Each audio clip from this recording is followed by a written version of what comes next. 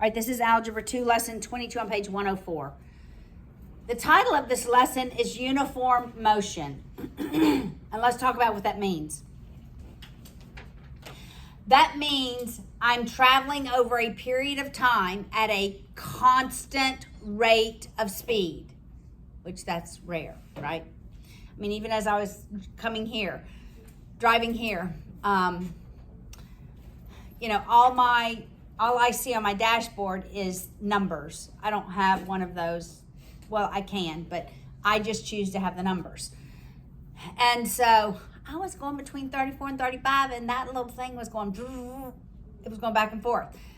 So rarely do you drive a constant speed, right? However, we're going to assume a constant speed. That's why it's called uniform. It's not changing. The speed is not changing. So they're driving over a period of time at a uniform speed. Now, typically we have an average, that we drive, but rarely is it uniform. All right. So let's just talk about what is on the board. The top row, we've already had these equations given, right? And we've always used the last three to substitute into the first one. So let's just talk about what these equations tell us. That first equation on the left. What does that first equation on the left tell me? Therese? That the distances are equal. That the distance of one is the exact same as the distance of the second person. Their distances are equal. That means if one traveled 300 miles, two traveled 300 miles. Their rates could be different, their speeds could be different, but they still travel the same distance. Okay? Because distance equals rate times time. That is something you will need to know for every math course from here forward. Okay, what does this equation tell me, Sarah? What is the rate? Speed, how fast I'm going, right? Okay, and the rate of 2 is 8. It could be feet per second. It could be kilometers per hour. It could be miles per hour. The other day, Thomas told me, he said, I probably walk, and he told me in kilometers. I was like, at school a week, I was like, well, that was random. Why would you tell me you walk 20 kilometers a week? Isn't that strange? Or am I the only one that thought that was strange? I hope he doesn't watch the video, right? Okay. Anyway, it typically when you get to physics, it's going to be in kilometers. It just is. Or it's going to be in feet per second. All right? It tells you that he's in college and having to use the metric system as opposed to the English system. Okay, what does this last equation tell us, Mackenzie? What does this one tell you? It tells you the total time of the both. Of two of them, that's right. If I add up both of their times, the total time that they traveled is 3 whatever, hours, minutes, seconds, some time. All right, what does this one tell me, Jaden? That the rate of 1 is equal to the rate of 2. So who's going faster? The rate of 1. One is going faster by 8 miles per hour than 2. We just call it miles. Okay, what does this one tell me, Nathaniel? That the rate of the second is equal to 2 times the rate of the first. All right, so who's traveling faster? The rate of the second. Number 2 is traveling faster. In fact, number 2 is traveling twice the speed of number 1, right? Okay, what does this one tell me, Michael? The time of 1 is equivalent to the time of 2 plus 3. Okay, so who's going fast? Who's traveling longer, rather? Time of 1. 1 is traveling 3 hours longer than 2. Do you hear I'm putting words? We are putting words to these equations because that is where we are going. All of these equations are going to be in words. All right, Will, what does this tell you? The time of 2 is equal to the time of 1 minus 2. Okay, y'all just reading the equations. It's not how it goes typically in the words, right? But I would say the time of 2 traveled 2 hours less than 1. Make sense?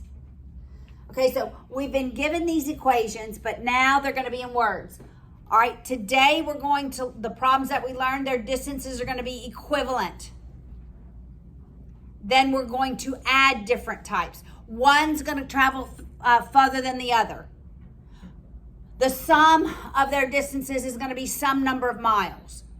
So this first equation is going to change.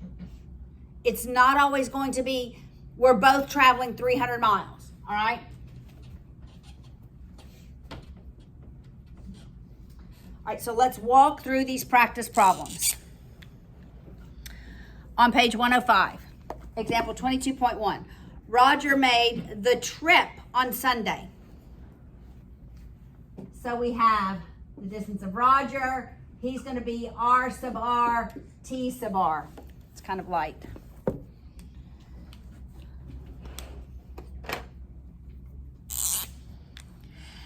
And Judy made the same trip. When they made the same trip, how do their distances relate? They're equal. When they make the same trip, the distance of Judy is going to equal the distance of Roger. I wrote this because it's the same trip. The exact same trip. Roger traveled at 12 miles per hour. What is that? The rate of Roger is 12. Right? Judy traveled 20 miles per hour. What is that? R sub J was 20. All right, you see how we're ending up with the exact same equations. So her time, whose time? Judy, her time was 2 hours less. See how I'm writing it? Same kind of words that we've had before. 2 hours less than the time of Roger. How far did they travel? What does it want to know? Total miles they traveled. Distance. That's what we're asking. Make sure you answer the question it's asking you. Don't just solve for all the variables. We know RR, we know RJ, TJ and TR, because we want to know distance. But to calculate distance, we have to know the time. So from here forward, we do the same thing. Substitute these 3 equations into this first equation. Okay, so the rate of R is 12. We're leaving TR because we're going to substitute this in for TJ. Got it? So we're leaving TR equals 20. Now for TJ, we're going to substitute TR minus 2. All right, so we distribute that 20, and we have 20 TR minus 40. I'll subtract 20 TR from both sides. And we're left with negative 8 TR is negative 40. Your time should not be negative. Your rate should not be negative. All of these should be positive values. If they are not, you've set the problem up incorrectly. What's 40 divided by 8?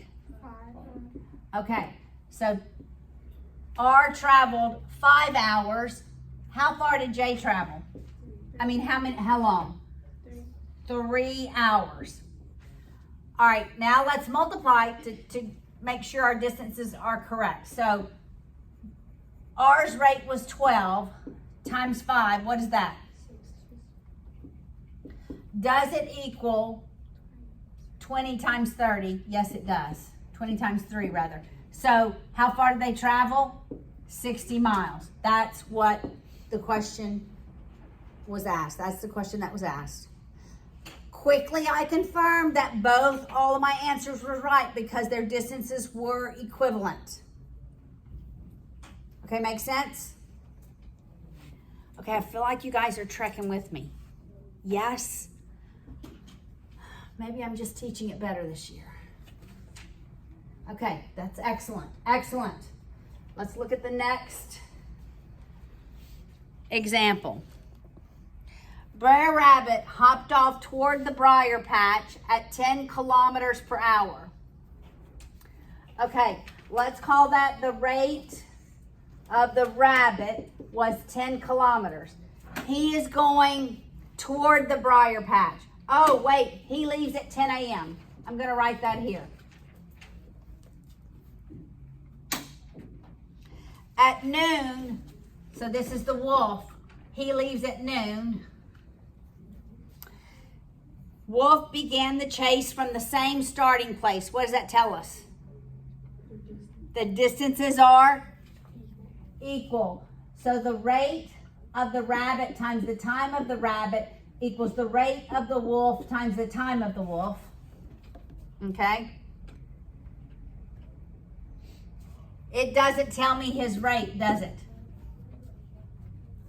Doesn't tell me the wolf's rate. If he caught Brer Rabbit at 2 p.m.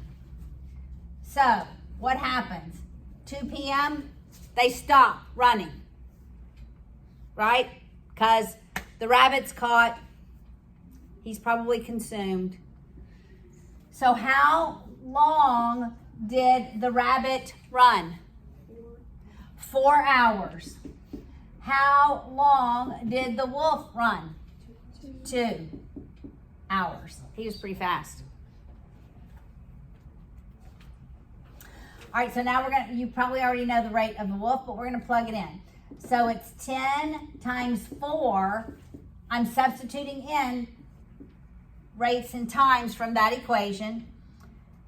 Has to equal the rate of the wolf times 2.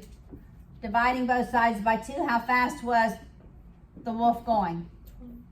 20 and whatever the kilometers per hour. Kilometers per hour.